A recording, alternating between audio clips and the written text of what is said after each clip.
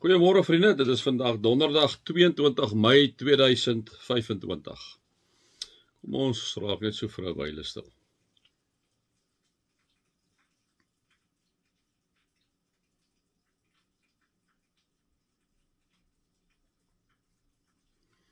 Here, ons het in die teenwoordigheid regtig tyd nodig om bietjie stil te raak. Die dilemma met die stil raak is ons dink aan so baie ander goed en Bybels het my so baie gehelp, Vader, toe hy sê, hy het altyd so 'n notaboekie saam met hom gevat wanneer hy gaan bid het. Hy sê, wanneer so 'n gedagte, wanneer hy stil raak by hom opkom, dan het hy neergeskryf.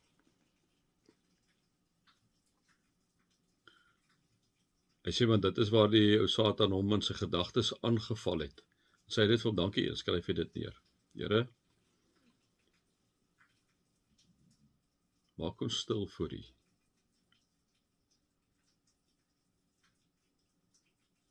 Help ons, Vader, om op U te fokus. Op Jesus te fokus. Op die Heilige Gees te fokus.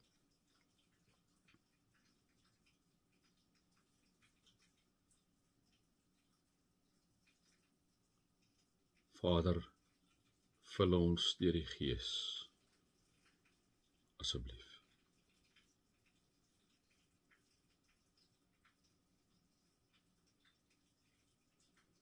Amen. Vriende, mag daar vir julle genade en vrede in oorvloed wees, omdat julle God ken, Jesus ken en die Heilige Gees ken. Ja, ons is nog steeds hierso in Spreuke 24. Nou kom sê hy die volgende. Hy sê dit is die wyse man of die wyse mens of die wyse vrou wat sterk is. Die een wat kennis het, wat werklik mag het. Dit is so, né, vriende. 'n wyse persoon is iemand wat onderskeidingsvermoë het, né? Hy is onderskeidingsvermoë. Hy of sy weet wanneer om watter besluit te doen. En ons sê vir mekaar aan mekaar en herinner mekaar aan mekaar daaraan dat 'n wyse persoon begin, hoe raak jy wys? Deur die Here te dien. En wanneer ek en jy die Here dien, liewe vriende, is die wysheer van alle tye, die Heilige Gees in ons lewe om ons te help met daardie onderskeidingsvermoë. Wanneer ons onsself gee as 'n lewende en 'n heilige offer, wat Paulus vir ons kom sê in Romeine 12:1 en 2, wanneer ons kom gee as 'n lewende heilige offer, liewe vriende, dan begin ons doen wat vir God aanneemlik en volmaak is.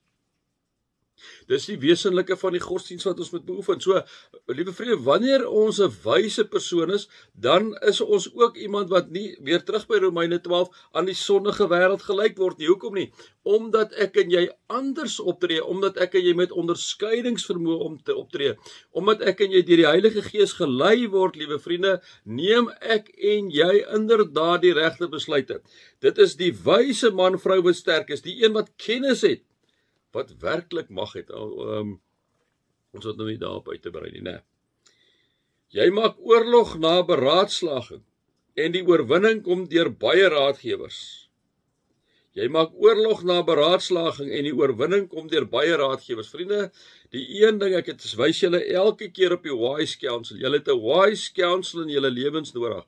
Daar stye wanneer ek en jy moet by 'n wise counsel uitkom. Moenie nie vir jou met dwaase omring nie. Dis nie 'n wise counsel nie. 'n Wise counsel is kinders van die Here wat ingeplak is by God die Vader, Seun en Gees, wat 'n lewende verhouding het, wat in Jesus se voetspore te stap en wat die Heilige Gees toelaat om deur hulle te werk. Daardie wise counsel gaan jy met goed wat jy jou verstand gebruik het al mee, wat jy alles uitgeput het, maar jy weet nie nou nie, dan gaan jy na jou wise counsel toe. Jy kan hulle natuurlik voor die tyd ook gebruik en jy praat met hulle en jy verduidelik vir hulle. Jou wise counsel gaan ook mense wees wat jou nie gaan napraat nie.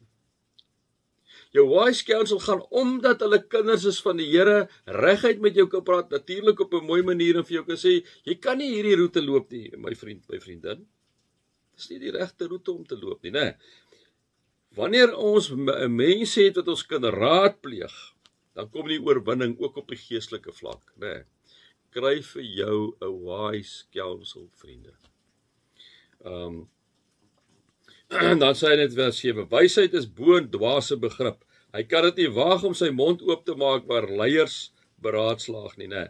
En dit is so, 'n dwaas, wat is 'n dwaas? 'n Dwaas is wat nie God aanbid nie. 'n Dwaas is iemand, as hy nie God aanbid nie, waar kom die wysheid vandaan? Die wysheid begin by die dien van die Here. So 'n dwaas is iemand wat die Here nie dien nie. Hy gaan die een sottelikheid na die ander sottelikheid gaan hy kwytraak, né? Dis volop in ons land op hierdie stadium, né?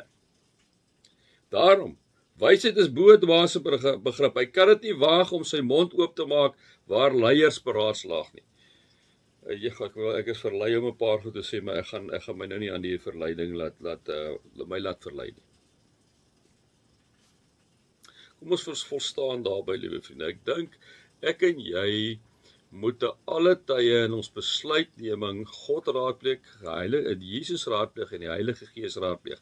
Die Heilige Gees is vir ons gegee om ons te help in ons besluite. Die Heilige Gees is vir ons gegee om ons te help om die regte besluite te neem. Mag ek en jy ook ons wysheid kry van die Heilige Gees, sodat ek en jy met watter oorlog ek en jy ook al besig gewees in die besluitnemingsdomein altyd die regte besluit sal neem, omdat die Heilige Gees by ons teenwoordig is.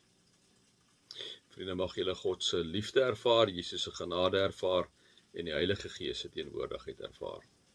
Amen.